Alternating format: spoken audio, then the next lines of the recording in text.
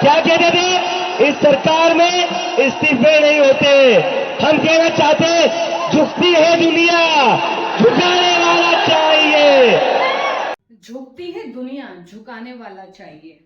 जी हाँ, जिस मोदी सरकार में इस्तीफे नहीं होते, 12 साल में एक इस्तीफा नहीं हुआ, वह सरकार आखिरकार जेएनजी आंदोलन के आगे झुक ही गई।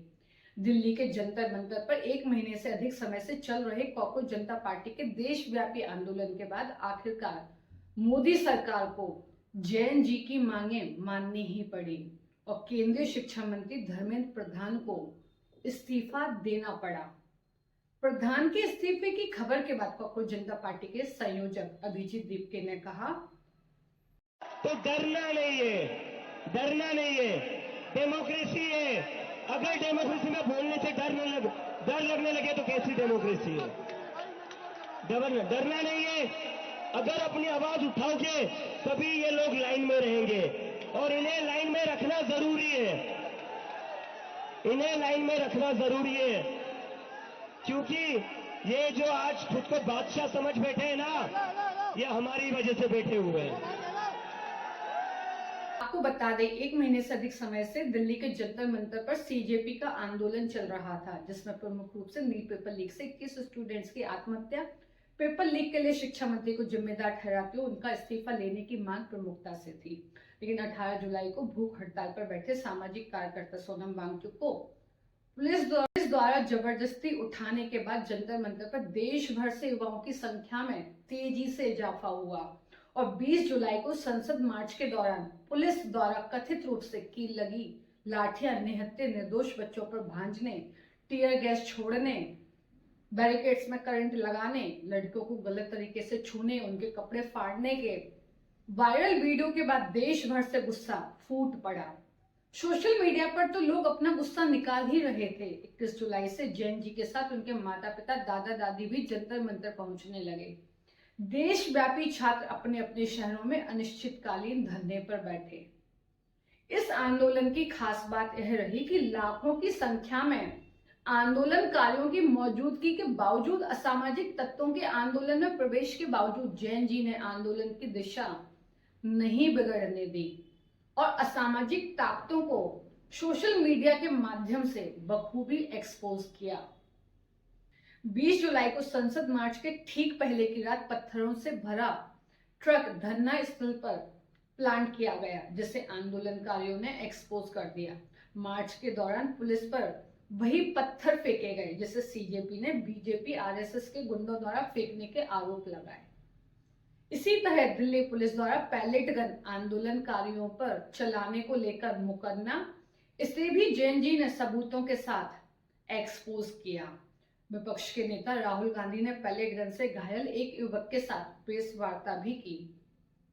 जिस आंदोलन को चाइना पाकिस्तान से फंडिंग होने का नैरेटिव सेट करने की कोशिश की गई, उसे तो पूरे देश की जनता ने मुंह तोड़ जवाब दिया।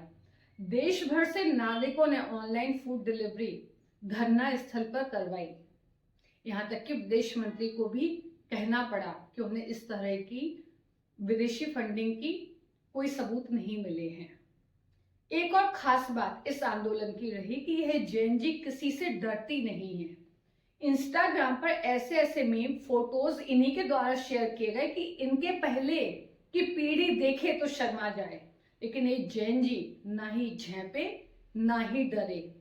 इस्तीफा शिक्षा मंत्री धर्मेंद्र प्रधान का लेना था, लेकिन लपेटे में रहे पीएम नरेंद्र मोदी, जिन्हें इटली के प्रधानमंत्री जॉर्जिया मेलोनी के साथ लिंकअप कर खूब मजाक उड़ाया गया। यहां तक कि यही जेएनजी ने मेलोनी के सोशल मीडिया अकाउंट में जाकर भी खूब कमेंट किए। हम पीएम पद की गरिमा को देखते हुए इस भाषा का समर्थन तो नहीं करते हैं, लेकिन आपको ये बताने की कोशिश कर रहे हैं कि जेएनजी अपने फंडे के लिए बहुत स्पष्ट है। ना ही वे डरते हैं, ना ही झुकते हैं और ना ही झूठ का मुखौटा ओढ़ते हैं। जो भी है साफ साफ स्पष्ट है। एक और बात जिससे सरकार पर दबाव पड़ा कि शिक्षा मंत्री धर्मेंद्र प्रधान की बेटी के सोशल मीडिया अकाउंट पर भी इन्होंने खूब धमाल मचाया। यहां भी प्रधान के इस्तीफे को लेकर दबाव बनाया गया। और सबसे महत्वपूर्ण, जेएनजी ने पीएम मोदी को रील बनाने तक पर मजबूर कर दिया। जो पीएम एक गुफा में जाने पर भी अपने साथ 2-4 कैमरामैन हर एंगल के लिए ले जाता है, उसे 2 दिन पहले आधी रात में सेल्फी मोड में खुद ही रील बनाकर जैन जी से संवाद करना पड़ा। मित्रों के संबोधन से पीएम फ्रेंड्स पर आए, लेकिन जैन जी ने इसका भी मजाक उड़ाया। साथ ही मोदी को सेल्फी मोड में एंगल ठीक करने की भी सलाह दे डाली। पीएम मोदी ने इसका पालन भी किया और अगली रील में एंगल सही रखा और थैंक यू बोला। लेकिन साथ ही आरोप है कि जिस युवा बेटी ने मोदी को एंगल ठीक करना सिखाया, उसका वही वीडियो डिलीट करवा दिया। आखिर में आज संघ प्रमुख मोहन भागवत का संदेश आया, जिसमें सरकार को युवाओं से संवाद करने की नसीहत दी गई और प्रधान के इस्तीफे के साथ इस पूरे घटनाक्रम का पटाक्षेप हो गया। बात करते हैं इस पूरे घटनाक्रम का सबसे बड़ा राजनीतिक संदेश क्या है। संदेश यह है कि आज का युवा सिर्फ सोशल मीडिया पर पोस्ट करने वाला नहीं है। यह वही जैन जी है जो रात भर जागता है, देर से उठता है, 10 से 5 की नौकरी समझ नहीं आती, लेकिन जब उसे लगता है कि उसके भविष्य, उसकी परीक्षा और उसके अधिकारों पर सवाल उठ रहे हैं, उनका हनन हो रहा है, तो वह सड़क पर उतरकर लोकतांत्रिक तरीके से जवाब भी मांग सकता है। दूसरा बड़ा संदेश सत्ता के लिए है। लंबे समय से यह धारणा बनाई जाती रही है कि मजबूत बहुमत वाली सरकारें जन दबाव में झुकती नहीं हैं। इस दौरान मंत्री राजनाथ सिंह का वह बयान बहुत वायरल हुआ, जिसमें वे कह रहे हैं कि यह यूपीए सरकार नहीं है, एनडीए सरकार है। इस सरकार में मंत्रियों के इस्तीफे नहीं होते।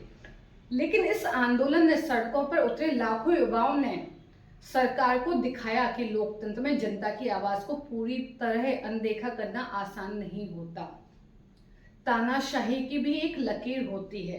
पानी सर से ऊपर हो तो वह जैन जी अब रुकेगी नहीं, सहन नहीं करेगी। तीसरा संदेश विपक्ष के लिए भी है। युवाओं के मुद्दे पर राजनीति तभी असरदार होती है जब आंदोलन की अगुवाई स्वयं युवा करें और राजनीतिक दल पीछे रहकर समर्थन दें। हुआ भी वही।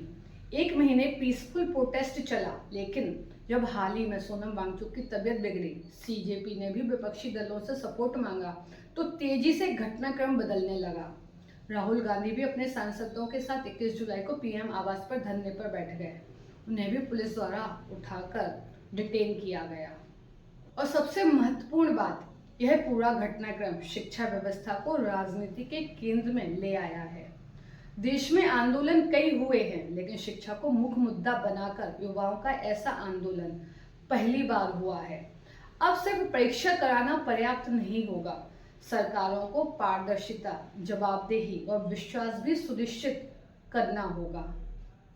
एक मंत्री के इस्तीफे से कुछ नहीं बदलेगा। इस आंदोलन का मुख्य उद्देश्य सरकार को जवाबदेह बनाना था। यह लोकतंत्र का एक महत्वपूर्ण अध्याय है, जहां युवाओं ने सत्ता को यह याद दिलाया कि लोकतांत्रिक जनादेश 5 साल के लिए होता है, लेकिन जनता का जनमत हर दिन बनता है। यही शायद इस आंदोलन की सबसे बड़ी राजनीतिक शिक्षा है, जो जैन जी ने, युवाओं ने मोदी को सिखाई। नमस्कार, आप देख रहे थे इंदौर वार्ता नेहा जैन के साथ। आपको हमारा यह वीडियो कैसा लगा, कमेंट बॉक्स में अपनी राय दें। नमस्कार।